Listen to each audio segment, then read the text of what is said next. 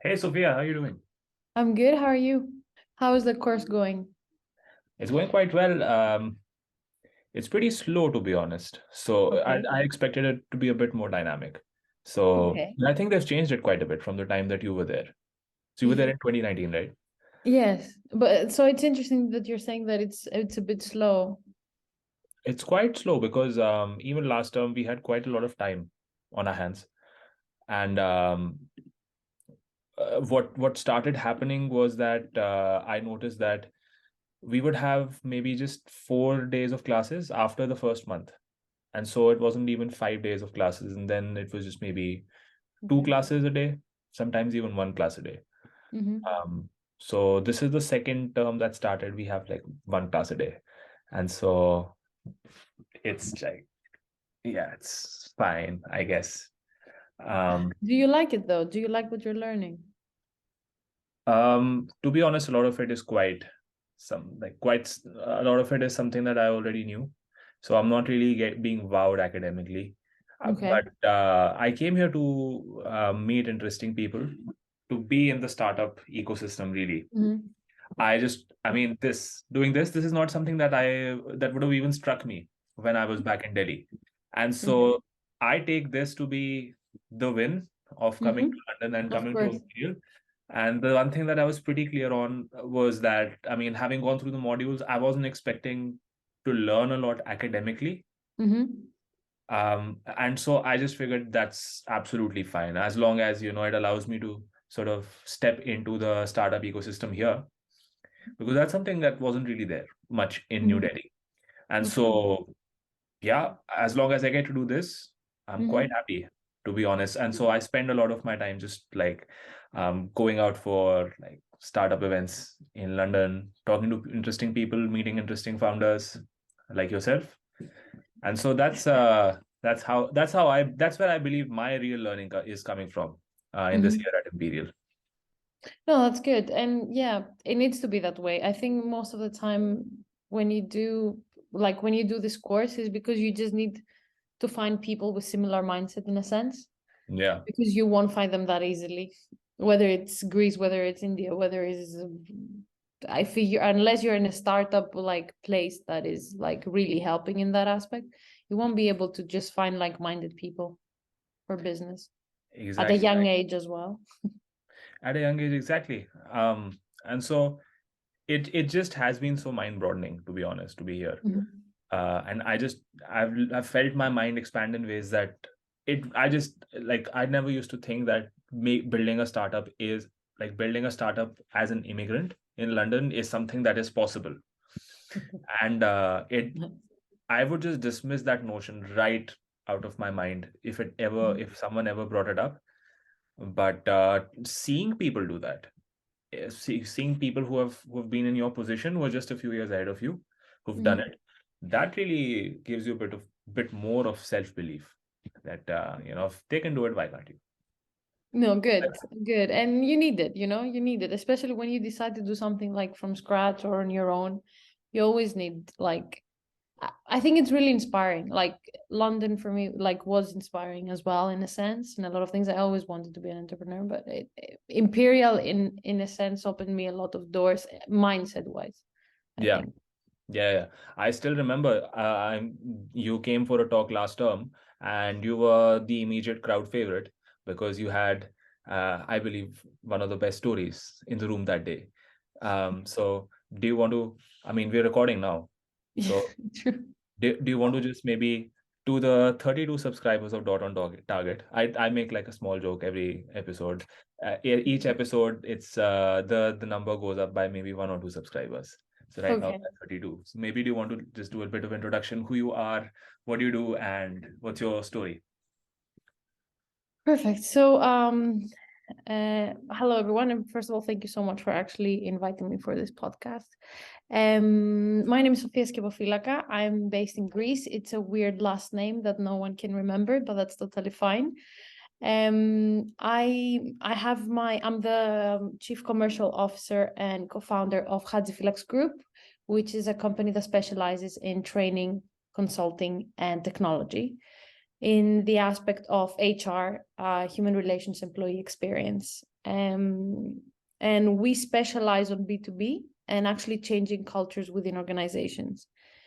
My story begins many years ago, but I'm not going to go that far. But I had always this feeling that I want to be an entrepreneur, but I didn't know in what, to be honest. And sometimes life just brings you solutions when you least expect them. So I've run startup incubators. I've done a lot of things. I was in Scotland. So I graduated high school and went straight to Scotland, and I was there for 6 years from Greece. And then I ended up in Imperial, which is where we met as well. But what happened was, at the same time, because I was a very active person and I wanted to do a lot of things when I was in Scotland and just try and show the world who Sofia is and learn all this stuff while I was in uni, I ended up running a lot of organization, running a lot of teams, and ended up being the president of a student association. And I was at the age of 22 to 24, was vice president and then president. I ended up running a £6 million charity as, like, imagine as a CEO kind of thing. So I got really soon exposed to what KPIs mean, how to run a business, what to do, all those stuff. And I knew I wanted to build a business. So at the same time, my mom, she decided to quit her job here in Greece. She was a very big executive. And we turned and said to each other, so how about we start a business together? And this is how we decided to start. Her area was HR. I've been doing quite a few trainings on soft skills and stuff in Scotland and in London. And as I like to say, we were hybrid before it was cool. So I was doing my master's at Imperial in 2019, and I was working part-time from London for the business while she was here in Greece.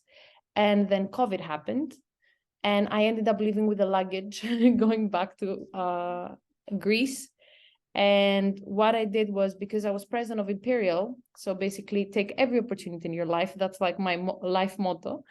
And I ended up doing what Imperial did to turn everything online. I ended up doing that in Greece in my business at the same time. So I was learning from that digital transformation Imperial was doing, and I did that in my business. And the business survived during COVID. Otherwise, I don't know if we would be able to be where we are now. And yeah, I can keep on going on about the story and our clients and stuff, but we're specializing on impacting people within businesses. And we have clients that have even like 4,000, 5,000 employees, and we single take projects like that. Wow, that's a lot to unpack though. You said that you studied in Scotland. Let's start there. What did you study? So I studied international business and marketing. Oh, nice. All right. And then somehow you made the leap from studying and in uni to running a charity, like a multi-million-dollar charity. How did that happen? So I decided, so I'll give you one of my advices that my dad gave me when I left from Greece at 18 years old. He was like, go and show the world who you truly are.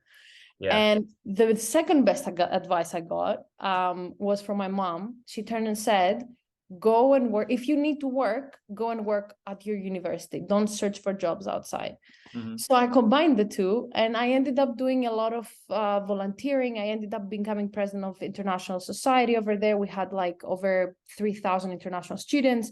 I ended up doing things about mental health. So I was learning a lot of things because I was able to expose myself in a lot of areas and just pick up every opportunity. So people were getting to know me. And I have this life motto that I want to create impact no matter what, no matter where I am, whether it's voluntary or not. So because I was doing all this stuff, I ended up running for elections for the vice president of student activities. That was the first position, full-time job at the end of my 4th year. And I won the elections. So then I was vice president for a year at 22, which is, you're one of the trustees of the vice president of that organization. It's called DUSA. It's the best student union in Scotland. We won a lot of awards for the student experience we offer. But imagine you're representing 17,000 students. Your budget is 6 million per year. You're the trustee of the charity. And you have basically a place that is nightclubs, bars, supermarket, and all the money are being reinvested to students. So you get exposed to a business really, really early in your life, and you have to make tough decisions on budgets and things that obviously you wouldn't know. And then I got elected as president. So I was running the whole thing for a year after being vice president. It was tough, and you have to do it through elections, and you cannot do it for more than 1 or 2 years. And this is how I ended up after there to Imperial. because I was just passionate about it. It's kind of crazy though that they give that kind of money to students.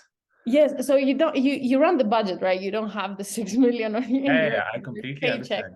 You get paid really low in comparison to that. But the thing is, it's a Yeah. charity and it's meant to be run by students for students. That's the whole mindset.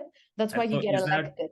and so what's the jurisdiction? Is it a particular city that you were looking after? Like, what was the So you look exactly. So every university in the UK has this. So Imperial has its own student union as well, and it has its own president and stuff. That is, it's a system that works only in the UK in universities. And what happens is you look out for the representation of every single student under your university. So we had 17,000. So right? our job was to represent 17,000 students to the university. So I was speaking in board directors and board meetings with lawyers and all the stuff you can imagine at 23. It's a bit daunting, but it was also fun. Yeah. And you have to be able to speak up. And then after the university, then you take the lead and represent not only your 70,000 students, you have to represent them also to the city. So you would go to the city council, speak with whoever is in charge of the city to make sure that it's safe, whatever is needed for the students, for your and we had the biggest student university in that area. So we were representing other universities as well at times because we were the biggest one. Ah, I see. Okay. That's quite unique. It's not something we have much of in India. There's one central university called Delhi University that does this but I don't believe they do it at this big a scale. That's quite interesting. I mean, I would only imagine the kind of maturity it gives someone when you have so much responsibility placed on you. Yeah, it is. It is. I want to tell you that, I think it was a life lesson for me because it's even the part about the elections. Because as you can imagine, you have to run to actual elections for Yeah. something that is not meant to be political, for something that is meant to be students to help students.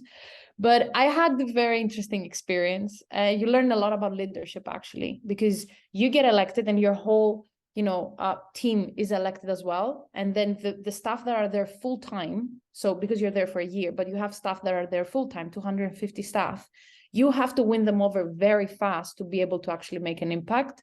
And I Yeah. think you learn a lot about leadership. And imagine now that you have people that are directors of marketing and you're above them, but Yeah. at the same time, they're in that position for like 30 years. Yeah. So who are you to tell them what to do? So you learn a lot of things. It's not only it's the power, it's scary, and you have to represent so many things. But I think it's about also the aspect of leadership and running in something efficiently as well, to be able to create impact, but at the same time not burn out and everybody be happy or have like a nice result in the end. We managed to get, I think, 4 or 5 national awards, so we did pretty good. Wow. But we hit the ground running from day one. It was an amazing experience, and that's why I was like, after that I didn't want to stay in Scotland. I felt like I reached like the highest I could with everything I was able as an opportunity. So I was like, okay, let's go and find another challenge, and this is where Imperial came in. All right. So you did both your mom and your dad proud. You made a mark where you were, and you worked in the university that you were at. You didn't seek employment outside. Yeah, Pretty it cool. kind of worked. It wasn't meant to be when they told me on the first year, yet go and explore and be there and work in the university. But it ended up that both were the best advices ever given to me. Like at that age, at 18, where they actually skyrocketed my career, if I can say that. I could totally imagine, any employer going gaga over a CV that says, yeah, 16 million pound fund managed. Yes, and yeah, so it was good. It was good. And so did you come to Imperial right after your undergrad? Yeah, so I applied while I was while I was president. Right. So it was 2 years full time. So vice president was 1 year full time. So it was after my undergrad. You get elected on your final year. And I was vice president for a year, and then full time president when I got elected as president. So after that, so I was 6 years over there. So you stay over for a year after your course is done. Is that 2 more, 2 years. oh I so, ran that organization 2 years. Yeah. so it was like you were working full time. Yes, full time, Ah, full time. all right. There is no chance to be able to actually do all this stuff and manage this organization and do all of this if it was a full time job. It's mandatory. You either have to be like graduating that year or you Right. have to take a year off. because of a Ah, lot of work. and so is it, it must have been a bit lonely though, because all your friends have graduated, gone out, got jobs. Maybe they're not all in the same city either. It's true, but I really like what we were doing. So I think it felt lonely more, not because my friends like have moved on, but because, you know, when you want to do something good, a lot of times in life, you're going to be lonely, or you won't feel like you're going to have a lot of confidential things you're not also allowed to discuss, but they're really stressful, or you have to find someone that is in the board to be able to speak about them. And obviously they're not your age. They're like 20 years, they have their family, and you're away from your home. So it was an interesting period. This is where I started doing things for my well-being, actually like do stuff for my well-being, because stress was levels were different, obviously. Yeah. But it gets lonely. Like when you try to do good work, it gets lonely, and that's okay. You just have to learn. Yeah, I can only imagine because, I'm sure you've seen these photographs of President Obama the day he was elected and the day he came out. Yes. And you did that at a smaller scale, but I could only imagine the kind of Much smaller scale, but yeah, it was you learn a lot. You learn a lot about yourself. Like if you decide to actually make a difference, you have to learn a lot about yourself, your team, be able to adjust no matter what happens, and be okay to be lonely, and that's fine. Were you always entrepreneurial as a kid? I don't know if I was entrepreneurial. I can assure you I was social in my own way. Hmm. So I was never the popular kids, but what I realized is I ended up being the voice of all the underdogs. Mm-hmm. And that's what ended up happening as well. And this is what made me in a sense popular in my school. I was always the voice of the underdogs, and people trust me that whatever I say would be like something that helps the masses or most people and stuff like that. So Yeah. I don't know if I was entrepreneurial, but I was definitely in a way social, or wanted to be able to bring change, if that makes sense. Yeah. Okay. And so, what kind of stuff were you into as a kid? Because I'm just trying to figure out. I've been hearing so many things about entrepreneurs who have these patterns that come up as children, and so um, one of the biggest patterns that I have noticed, like hearing so many podcasts, is that people tend to have an obsessive personality if they tend to become entrepreneurs later on. And so I guess Okay. I'm just trying to see, is there a pattern here? Or is it, or have you just totally broken my frame? Let's see. Look, I had when I was as a kid, I was kind of shy, kind of, but I used to do a lot of activities. So my mom and my dad let me do whatever I wanted. So if I've tried over 12 different sports, like from team sports, running, whatever you can imagine, like synchronized swimming, Hmm. dancing, basketball, football, everything. And they would never make me stay to something. They would just let me decide what I wanted to do. So my big love is basketball, and the other big love is singing, what has stayed after all these years. Like type of high school musical you can imagine, that's like my dream thing. But Yeah. no, but that was Did you do that any was any theater or singing in school? singing, yes. A lot of things around singing, choir, whatever you can imagine. I've even on my high school year, I ended up singing in front of like 2,000 people for charity and stuff. Lovely. And I just have an obsession of volunteering for things to be able to help and bring change. I think that would be my pattern, but that was the things I was doing. Okay. All right. Yeah. I don't That know if I'm keeping your, if I will see by the end, you'll tell me if I'm keeping your pattern that you're saying. Yeah, for sure. No, I mean, it seems to me that you were extremely driven from the start. And that's always something that, yeah, I guess most entrepreneurs have, right?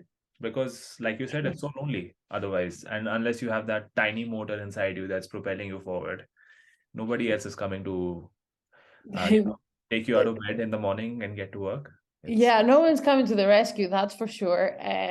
No, it's important to have like what I realized among like these years is that I tend to used to have a lot of friends, and I wanted to have and be around a lot of people.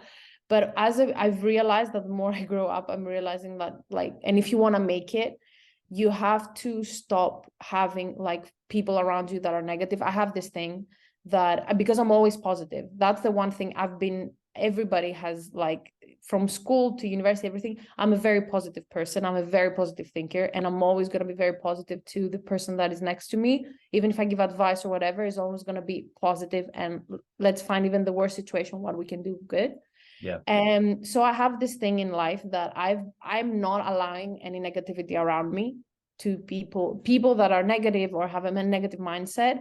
They just don't belong in my circle, and I'm here to help. But if I see that, like, no negativity in a sense that you don't want to change and you just see the glass half empty all the time and not willing to change that mindset, I don't have people like that in my circle. And I made this actively. The moment I see that, I'm like, thank you very much, bye. This is just not for me. We're not gonna match. Was this Even a as conscious friends. decision you started making at some point in your life? It wasn't conscious. I think life a lot of time brings you things and situations that makes you realize stuff.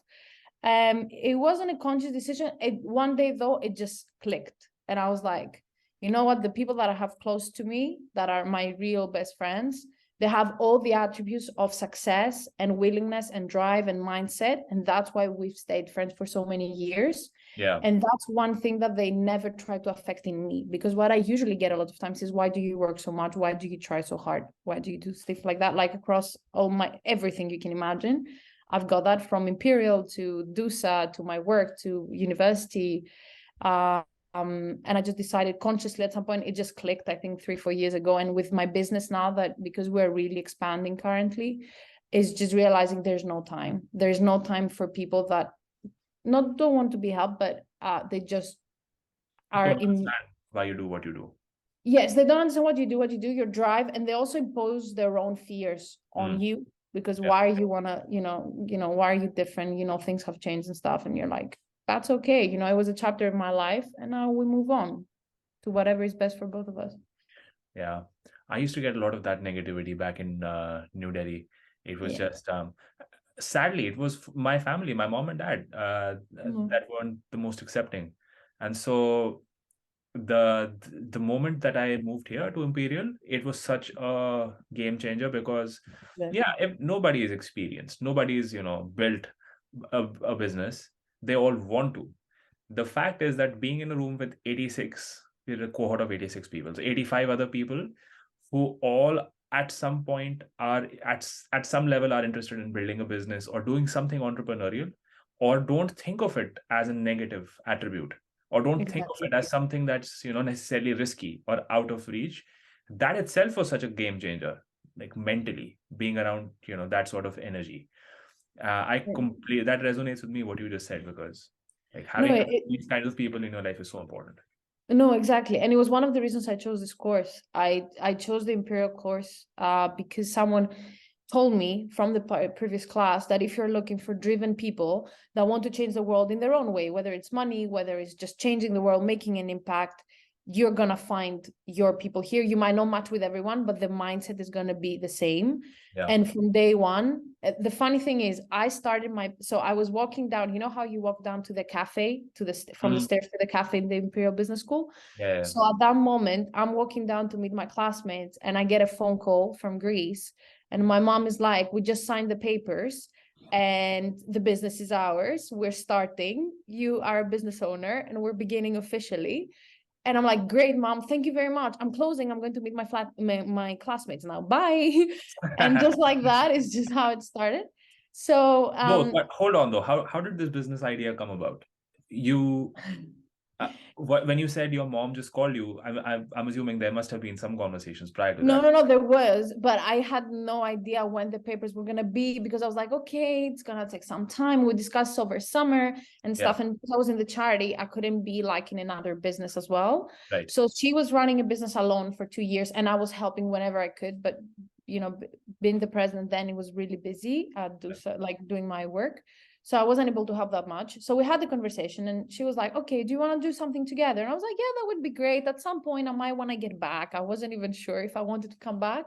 Yeah. And then she was like, okay, perfect. I'll set up the papers and everything. And I was in my own mind then that I was like, I'm not going to come back to Greece. There's no chance. I'm going to do whatever, but I'm going to do it from London. Yeah. I had all this mindset figured out. Never happened. And that day she just phones up. She's like, the papers are ready. We set it up. The lawyers are ready, blah, blah. Business is set. We're starting together. And I'm like, great. Thank you very much. I'm meeting my classmates. Bye. And I couldn't realize at that moment what was coming. I couldn't even realize what was coming. And I started working on the business. There were days that I was at Imperial, and you know how intense Imperial can be at times. At least for me, it was intense at a lot of when we had a lot of deadlines that I would have to submit. I remember it like it was yesterday, and it was like 3 years ago, 3.5. I had to submit the proposal for our business in the Ministry of Tourism in Greece. And I was having, I don't know how many things to do for Imperial. So I ended up staying instead for studying, obviously. I ended up working. I did all my like homework or whatever we had, deadlines, until like 7, 8 o'clock at night in the UK. And then I worked from 8 o'clock at night till 7 in the next morning to send to Greece the proposal for the Greek Ministry of Tourism. Because you get moments like that. But then I started realizing, I was like, okay, we're doing something here. I just couldn't see it because I was doing also my master's, so I wanted to meet friends, I wanted to go to startup accelerators. But whatever I was seeing in London, I would straight away call mom and be like, Hadzi, and be like, that's her name, and be like, this is fantastic, do that for this project, or think about this and this project. And it was really eye-opening to be able to see something international in a market that didn't have it. So I would see things about trainings, about consulting, ideas that were like 5 years ahead than what was happening currently in Greece. So I would straight away call, phone up, take pictures, whatever it is. And I was like, we should do that in this project. And this is how it slowly started, like we started accelerating as well. Yeah. Because we started combining her mindset and her expertise in the area of HR and what I was seeing internationally from my experience as well.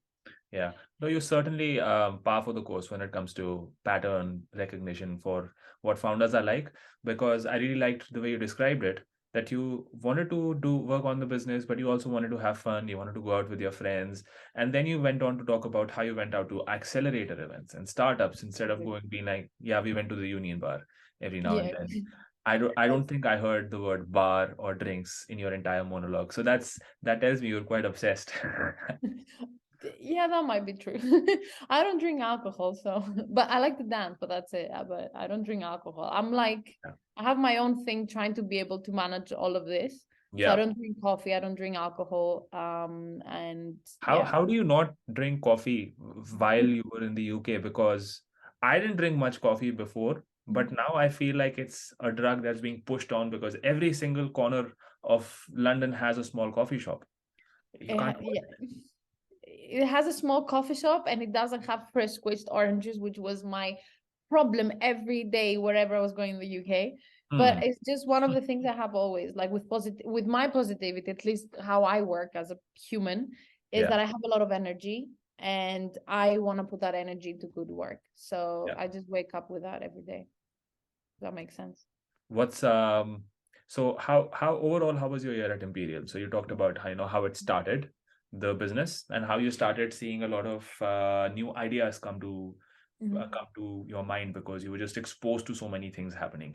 I've had the same thing happen to me at least over the last 4 months, so that's extremely consistent with what you've said, what people from other cohorts have said as well. And that I think is something that, to its credit, Imperial does so well. It just creates that environment where everybody just really meshes together. But so let's say these were that was probably your first term, right? How this part that you just described. So how did the rest of the year go? So what I really liked is that actually while I was doing the course, I would see things in my classes that I would literally be like, okay, I'll put this in this proposal, I'll use this in that client, I'll use this in this Zoom call and stuff. So it was really helpful. And obviously I would go out, you know how IEM people are. We want to party, we're loud, we're social, humans. So it was actually really, really fun. I loved it. But what happened was in my second semester, we were the year that COVID took place. So because I was also DSAC president, so Dean Student Advisory Council president, we're doing a lot of activities as well. So you're doing a very intensive course. You're running a business. You're also on the Dean's Advisory Council. Yeah, I was the president. You were the president. All right. That's the Just IAM wanted to make sure. There's president. nothing else, right? No, yeah, I am class Yeah. representative. So I was represent the IAM class as well, all this stuff. I just like to be active, okay? I like it. You just have to do stuff in life. Yeah. So yeah. So what happens is second semester comes in, and then there's this thing COVID that you hear all around, and there's so many things happening. You're not sure, but the UK government is not allowing the is shutting, every other country shutting down, it's closing borders, but UK is not allowed to shut down borders according to the UK government. So I have 2,500 students from the business school phoning up me, their presidents and their presidents phoning up me. What are we doing? We're so international. We want to go back home. And we are all like, so you're not allowed to, you can leave if you want to, but if you miss your exams, it's on you, because the Yeah. UK government is not allowing the school to close. So Right. you can imagine it's a very weird period Yeah. for us. Yeah. And then last minute, after I spoke with the dean and everything, the vice dean, Leila and Francesco, were right now as well. Last minute, the UK, before Europe shuts down half of the borders, it was, I think, the 23rd of March, something like that. Right. The borders were shutting down. They tell us on Friday night that, you're allowed to leave, the school is closing. And half of the campus gets empty in a night. Like everyone leaves, everyone packs their bags. I was the same thing. I took one of the last flights to come back. Right. And I thought we were going to go back, and in 3 weeks, everything's going to be fine. And we're going to do online exams. And on summer, we're going to be there. And what happens is I come back with the luggage, and my reality is I come in the house and I'm like, okay, I have school, I have university, and okay, I'm seeing how Imperial is transforming everything online. But now I'm closed in a house with my mom, but we have a business together, right? So from part-time business and full-time masters, I end up going in like 2 days, full-time business and full-time masters with a question mark. Yeah. So I see everything that happens, as I said before, with Zoom and everything, while in Greece, nobody knew what was happening in terms of technology. And we were doing strictly trainings then, consulting and trainings for soft skills, but trainings are shutting down. So my second semester of Imperial is me trying to see how my business is going to survive what is called COVID in a country that doesn't believe in anything that happens online, because it's a different market. It's not London. We don't do Zoom calls. We don't know all of this technology. So each and every one of our clients start like pausing all of our projects.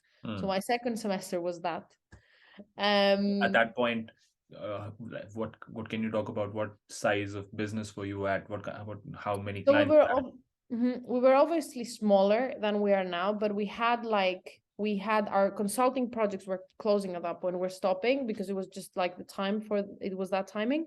But we had like trainings for customers that had like, imagine 150 to 200 employees, which for us then it was a good project for customer experience.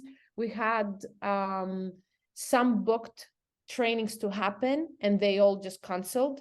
So we had some people that had paid us up front, some companies actually, and we're like, okay, do we need to give them the money back, because we always have a refund policy for our business, or do we just wait and see when the actual training is going to happen? Are they completely canceling? So we had at least like 5-6 projects that were up in the air and we had no clue what was going to happen. And I had also exams at Imperial, the second semester exams, which were harder than the first one.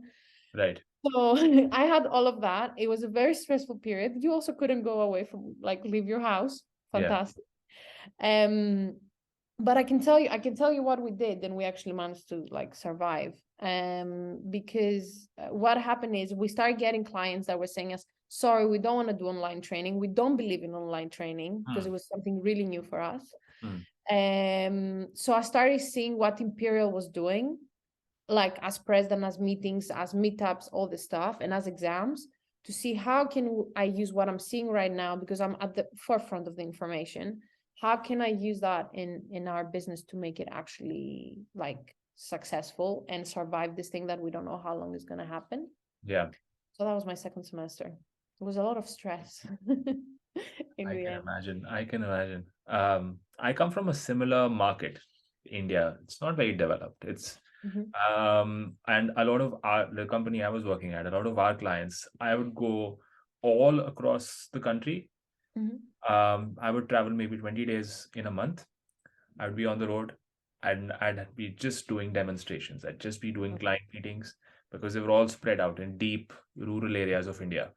And as soon as COVID hit, it was a scary period because we thought, okay, what do we do for the next 2 to 3 months? Whenever this thing subsides, we didn't even Hmm. know when it might. And so we very nervously moved Hmm. into the online domain, and we were quite surprised because June of 2020 was the first time I ever did a video call like with Google Meet or Zoom. it Hmm.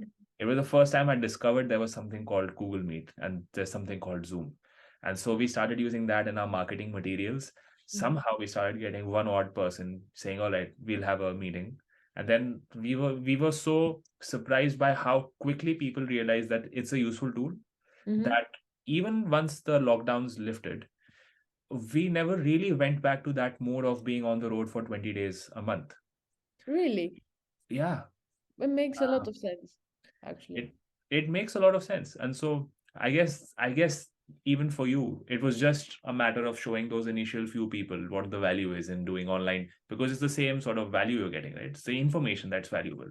It's true. The thing is, we do a lot of interaction, like in our trainings as well. So we actually, it's like throwing like a very big, like if you've seen conferences in like US where they go extra and they Right. do things, they give things. So this is our type of trainings, even internally in businesses. So our I, clients I wanted like that. I like the Greek Tony Robbins. Yeah, close to that, but in a business way. Exactly. That's the way to put it. Yeah, But yeah, yeah, but like in a business way, not in yeah. personal development. So so we do a lot of wow effect, but obviously online our clients were like, no, you won't be able to offer the same experience, and we want to, we want to pay. And obviously they're like, how am I going to pay for the same thing since I'm not going to have like the same experience, even though the knowledge is the same and it's amazing and all this stuff. So What what was like one like, can you tell us what was like one cool thing that you would do when you would do a in-person meeting to just get everyone amped up? And then how did oh, you transfer it online? oh, that's a really, really good one, actually. Um, one of the things we do is we actually, depending on the group, because obviously you can adjust, but one of the things we do is we're always prepared and have like medals, like proper, like Olympic medals with us. Right, And one of the things we might end up doing is um, whoever is like the oldest one would get one as a congratulation right, from the beginning of like from the beginning of the training, because right. we always respect whoever is the oldest one, and no one would expect that very very soon within the training. So Hmm. that's one of the things we do. But the thing is, when you go online, you have to be able to see how can you transfer that. So we've done things from like because you try and see, right? At the beginning you don't know exactly what to do. So what we've done a lot of times is we manage to send them stuff before the training or even at the time of the training to receive like something, a surprise from us that they wouldn't expect, specifically targeting people. We started doing, people didn't know what breakout rooms were, which obviously but we started doing like shuffling people randomly into breakout rooms Hmm. just as a networking and make them tell like something really honest about themselves and they're in relationship with the business, and they had the option of not sharing that with the rest of the group. So we started finding different ways of how we can make this on like work, in a sense, because then we couldn't have even studios as well, like proper studios, because it was the beginning of the pandemic, and how can you find that? But now because we have studios, it's much easier to be able to pick and choose and do. Actually, we built a whole studio actually, to be able to do stuff like that and I be love able to pick and choose people. Yeah, and that. actually bring them on even to do presentation instead of us, but just like so they can be at the spotlight and actually get and see how people are actually clapping for them. So you uh, built like a complete streaming studio for yourself, like maybe a YouTuber would? Yeah, in a sense, in a much more smaller scale, but yeah, we managed to do that out of the blue. But it was an idea we would never expect. But COVID was what forced us to actually think outside the box if we wanted to survive. And one of the things we did actually is we weren't, so everybody went online really fast in Greece and said, oh, let's do Zooms and stuff like that at the first quarantine. And we actively decided, and I said that when I was in Imperial as well, we didn't do that, because we said whoever doesn't know technology, they're going to lose market share. And that's exactly what happened. So we decided not to take any money in, pause everything, offer free trainings to our customers afterwards, 3 months afterwards, just to be able to check and sample the product, because it's a new product, the online thing. So if you offer it for free and actually give them valuable information, they will be able to assess whether this could work internally. And this is what happens. And we actually managed to get 50% of our clients back at the time where they wouldn't even expect. And I can say one of the things that we even got an award for that from the HR Awards of Greece for a specific project. There's a client of ours that I don't know how it's called in English, and you can maybe help me with that. But when COVID hit, there were employees that stopped working. They went back at their home, for example, and they were getting paid by the government, and they were they were not working, but they were still in the company, but they were not working. They were getting paid by the government. So actively, one of our customers, because they had retail stores, they decided to continue our customer experience training with us. And it was one of those customers that stopped.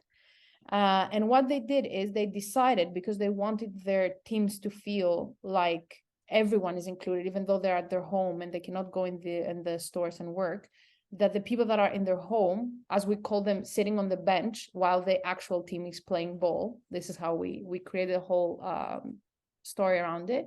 Yeah. They wanted them to be the first ones to get trained from us.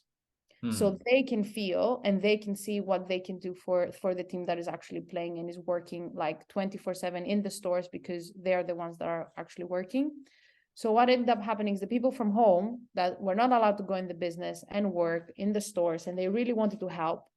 After our training, they started actually stopping in the stores and taking gifts and surprises to help the people that were working all the time in the stores.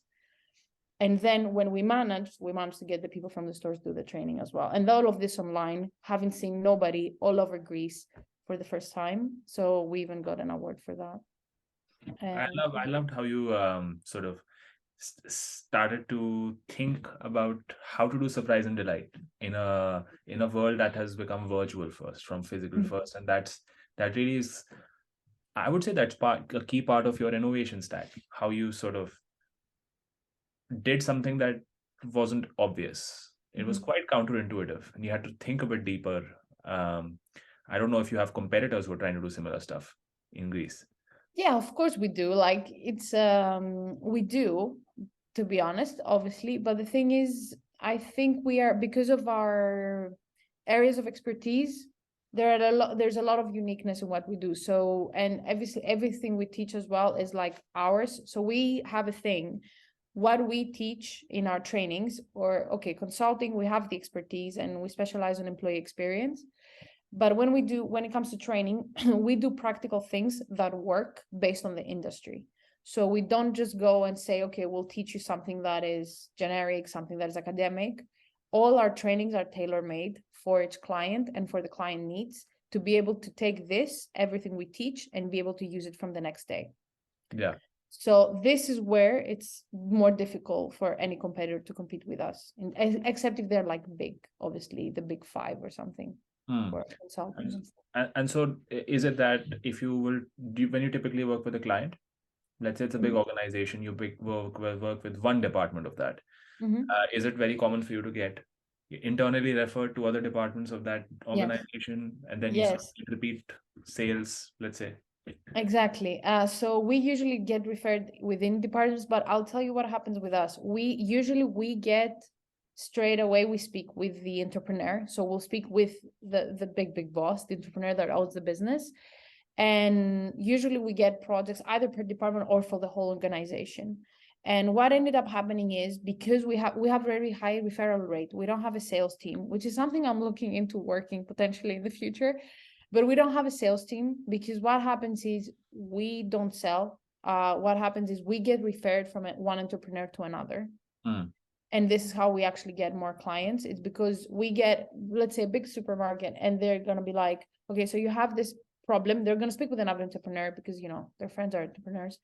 And they're going to be like, okay, so you have this problem with your people. This Hadiflex Group is your solution. These are the people that help me.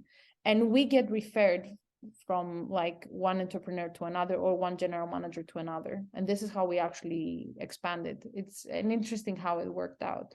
What's your, so in the entire set of companies that you're targeting, what's the target market, let's say? Is it just small businesses, or is it medium? No, actually, we are medium to large corporations currently, what we Right. do. So we usually go for companies that have, for us, we speak about employees rather than revenues. It's an HR thing, but we Right. would go from companies that have like 100, 150 employees all the way up to like 5,000-10,000 employees. Right. So we're speaking about big corporations. What we've started seeing lately is that now we're going in a more international, and please tell me if I'm going off from your questions, but there's a very big demand right now in terms of actually people and HR and how to treat workforce, and that it's universal. So currently we've started seeing actually even smaller businesses coming and asking us whether we can support them in things that they have, because right now the biggest pain point after COVID and with everything that's happening around the world, plus digitalization, is how do you keep your people, and how do you maintain your quality of people as well, because everything is changing so fast. So we started getting smaller companies as well, even though it wasn't something we planned on, but we started getting requests, and they're interesting projects. So it's something that we really feel we can make an impact, and that's what important for us. We don't go to sell, we always go to make an impact. If we feel that an entrepreneur is not willing, or, you know, the team is not willing to actually make a change towards employee experience, we won't take the project. All right. So the secret sauce that I understand is, firstly, it's based a lot on your mom's expertise. We haven't spoken much about her, but I believe you said she spent the majority of her career, or maybe her entire career, in this industry, the HR industry. It was your sort of fresh drive and innovation that you your ideas that you brought on from London, from Imperial. And it was both of your willingness to sort of be flexible and think, how can you make a product like this work in a digital first world? And you sort of did things a bit differently than everyone else, made people see the value, and then sort of the flywheel effect started happening, where people would kept on rather referring you. And like you said, I think I remember you saying when you came to Imperial for a talk that you haven't spent much on marketing. You have spent pennies on marketing so far, right? I found that wild. No, it's true. It's true. And actually, it's really interesting. I've never even thought about what's our secret sauce. Can I just add, in that sense, also that having a business partner who has absolutely the expertise, but what I mean is you have a common vision and you're driven. What I mean driven is we work. It doesn't matter what like age my mom is, what age I am. We work, like we've put in the hard work in order to be able to set this up in a way that now we can say no to clients if we don't feel like they fit in us. So I would add a bit of like hard work on that as well. Of course, that goes without saying. You started the episode by talking about social innovation and passion for social change that you wanted to do. You wanted to help the underdog. How you managed a multi-million-dollar fund right at age 22. I think it goes without saying that you're probably one of the hardest working people in any room that you walk into. I don't know about that. Thank you so much for the compliment. I don't know about that. If that's true, then I need to go to different rooms. I need to go to higher rooms, to be honest. Yes, If that's true in my rooms, I have to go to different rooms. Yeah. But can you repeat the question, because I sidetracked you with something else I said? No, what I was going to ask you was, can you give us any sense of numbers? Where are you at in terms of like revenue? or like company size? And if you don't want to answer, that's completely fine. I So don't want I'm not to gonna go. on the I'm not spot. gonna go and speak about revenue if that's Yeah, okay. But yeah, I can absolutely. tell you that we started as 1.5. We are currently approximately 10 Yeah. plus, like 10 in our company, plus a network of consultants we use case by case, depending on the expertise we need. Hmm. Because we've managed also to create this extra pool, if I can say, of consultants and specialists in what we do, Yeah. because they trust the quality of our work, because you Right. speak about people and trying to change lives of people, which is very important for us. So for us, it's not about actually having numbers in terms of like having a massive business, because we Hmm. can work with externals as well, because we require different expertise per project, because we're very tailor made in everything we do. And that's I okay. see.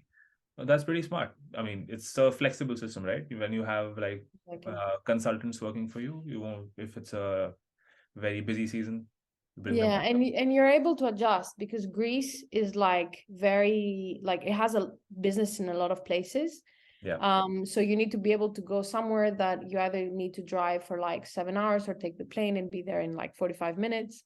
Right. So you need to have flexibility to be able to reach all the parts of Greece, because there is a lot of, there's a lot of tourism. So you have summer, which is full with like hotels and tourist companies, which is one of the biggest things for the GDP. yes, thanks. Like in Greece, so Yeah. one of the biggest numbers is hospitality, the other one Yeah. is retail. So, and we are tapping into both markets, Hmm. as well as shipping. So Right. because we are in the big industries in Greece, Yeah. we need to be able to adjust in the whole place, and we might not be able, like me and Had, to be everywhere, but you need to be able to keep and maintain your quality wherever you are. Have you still managed to retain a bit of the virtual training, or do you now mostly go in person? We mostly go out in person because companies want to start going into person. They really missed events. That's what we've seen. But the thing is, that we've kept online as well. So we've kept, I think last year I could say we were like, obviously we're like 80-20 in terms of 80 being virtual. I think this year has flipped to like 30 virtual, 70% face to face. And when it comes to consulting, we do most of it like obviously face to face, but when we work, we give people the option from our team to work from home as well if they don't need to be in a client. So we're really flexible and being hybrid actually. We really like this model. Ah, yeah, I feel that so many companies realize you could just do so much work by being hybrid, especially services-based businesses, right? Exactly. Where Exactly. you're just sort of disseminating knowledge. Um, do you have? It sounds like you have a full plate. Like I think you mentioned, like we had to reschedule this 5 times, I guess, because you've been so busy, and I'm that's so so great to sorry. hear. I'm so No, no, sorry. not at all. But it's so nice to hear somebody who's doing this completely bootstrapped, because coming here, the mentality somewhat tends to become, hey, let me raise around and then figure things out. I don't think that's the best idea for it. I mean, coming from a company like the company I worked at, my business mentor, he's a lot like your mom. Like he's like my business dad. We Mhm. worked together for close to 4 years. It was just the two of us turning around a sinking ship. The company wasn't doing well, and then how we would work crazy Mhm. hours. There were no Saturdays, no Sundays for like 4 hours, 4 years. And we were completely bootstrapped. And coming from that sort of background, it just puts a chip on your shoulder, doesn't it? That, why do you need funding? And also, it just makes you feel a bit scared for the 21-year-old who's like, yeah, let me raise $1 million because the money is so easy, because there are people who've done it. But then you don't really have an understanding, of what you're going to do with that. Exactly. I don't know, like we're completely bootstrapped, and I'm glad like we're on the same ship on that. Like I'm not one of those companies. We're completely bootstrapped and starting from zero actually. But I don't know, I really like the way we build things, because I think when you go, in my eyes, right, and I haven't got funding from anyone, so obviously companies that have done funding and anyone listening to this, they have obviously their own mindset. But I think like if you start from bootstrap, you find ways to do things, or you find ways to build your fundamentals in a way that can last, Hmm. even if something happens, for example, COVID, and Yeah. stops all your funding, Yeah. because you're not scared, you've been through it. you know what it is. Like if you've like you know what it is, you know how to navigate in a sense if, like, for example, there's no funding or you need to adjust, because you had to do that to begin with. You know, you start with that criteria that, you know, I don't know how I'm gonna get, like, usually I say if someone is starting, don't stop what you're doing until you get your first client. That's what I always say, or at least you feel secure. But you need to be able to put in the hours and stuff, where obviously you put it if you have funding, but I think it's a bit of different fundamentals if you build everything from zero and it's all on you. So if it goes great for you and everyone that is running it. If it doesn't go well, that is, then it's all on you, because there is no backup. That's the thing. Maybe just a last round of questions and then we'll wrap things up in about 10 minutes. I don't want to keep you longer than that. I hope that's okay with you. Of course. What are you thinking of in terms of the future? Like, how are you thinking of expanding? It seems like you have so many inbound inquiries that you haven't really felt the need for a marketing team, or you're just sort of managing with the current, setup you have with your consultants. But when it comes to, you talked about a little bit about you might want to expand to London. I think that's what you said when you were over here at Imperial. You were exploring opportunities, I believe, in the Middle East as well. Exactly. Said, and so maybe just talk a little bit about how you're exploring those avenues. So we want to do an expansion outside of Greece. And one of the most important things, I think, is we already got, we got a couple of leads, London and Dubai. But the thing is, I'm like, great, you have to assess whether you want to go in that market. And I don't mean take a project. Obviously, you can take a project, run the project, and come back, and that's it. But we are currently at the stage where we're trying to assess to which country might be good to expand in terms of whether we should go Europe or whether we should go, like, because US is a bit too far for us, even though we have strong connections over there as well. But it might be a bit more hard. But right now we're actually doing a full research on whether we should expand towards like Middle East or Dubai, because there's a lot of development, or whether we should go first Europe, be successful in Europe. Because in a lot of from our research, what we've seen is actually if you want to expand in Dubai, you actually have to have people from, or Abu Dhabi, you know what I mean, Saudi Arabia. But you need to have people over there that will support you, that are locals, because obviously it's different. Or you have to be a good brand in Europe, because they're going to buy much easier in a sense and trust actually your quality in that aspect. So currently we're in a research mode, how we should start. What I'm going to say is I really like the fact that people, and I haven't done it and I need to do it, people have really, like from Imperial, have really helped me, and they have been like, you have to go to the enterprise lab and actually speak with them and get them. They will connect you with people and you can find even more clients. So I am considering London, but I think it might be it's a very competitive market for what we do. So I don't know if that's more appropriate as well. So we're expanding countries currently, as we're also expanding the possibility of going, like, how can we offer what we do like worldwide? Because as I told you, we don't have marketing, right? We don't do YouTube. We don't do anything like that. So in order to be able to expand outside of Greece, obviously people need to get to know you and get your quality of work before they hire you. So there's a whole conversation about whether we're doing, we should do an online academy with everything we do and target specialists around the world, whether we should go online in terms of doing some YouTube and stuff. So we're trying to figure out how to do the next step of expanding outside of Greece, if that makes sense. It does, because when you spoke about, because I like one of the things, back to Imperial, when we do projects here, whenever we have to present, I'm always the guy who's going to be like, I'll have the least inputs in terms of, the content, like what do we want to speak about? That's pretty standard. Everybody does their part. And so I don't shine there. But at the end, I always irritate the hell out of my group, because I'm always like, yeah, you've got to have some showmanship.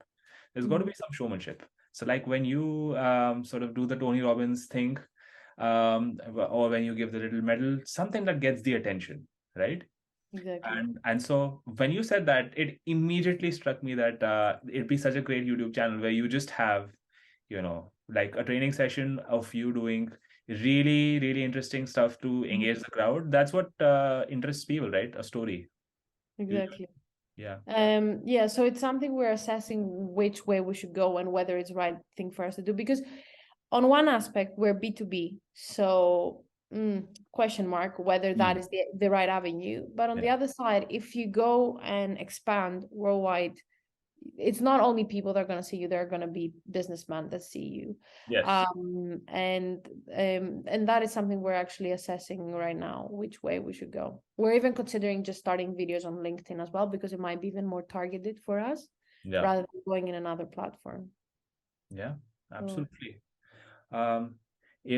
If you ever consider hiring a salesperson, allow me to humbly submit my CV to you. More than happy. It's But all I did for 4 years, and okay, it's what I love to do. more than happy. But I do believe at some point you're going to have your own business. And entrepreneurial spirits are usually the people that are either going to be entrepreneurial, so you're going to be in a business and just make their department, whatever it is, fly, or they're going to go and build their own business. And I think at some point you will. So That's you're not going to be submitting CVs. that's like the nicest thing somebody can say to me, to be honest. But it's true. It's true. I do believe that. I do believe that. And if you're ever scared or whatever, like in terms of making that leap, it's okay. There are ways you can do it in a much more, you don't have to go from 0 to 100. There are ways you can go. So just call me and we'll speak. Yes, absolutely. Absolutely. It was so nice talking to you. I just want to ask you one last thing before I leave. Is there anything else I should have asked you this entire podcast? Is there anything you wanted to talk about that you think is like core to your story that we didn't talk about?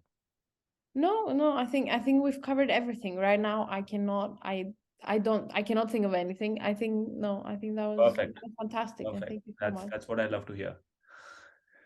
Perfect. All Thank right, you Sofia. so much. Thank you so much for taking out the time. I know you're so busy. Oh Thank you no, so much. obviously. I'm sorry for scheduling so much. Not at all. Not at all. Please. All right. Take care. Good night. Bye bye. Bye.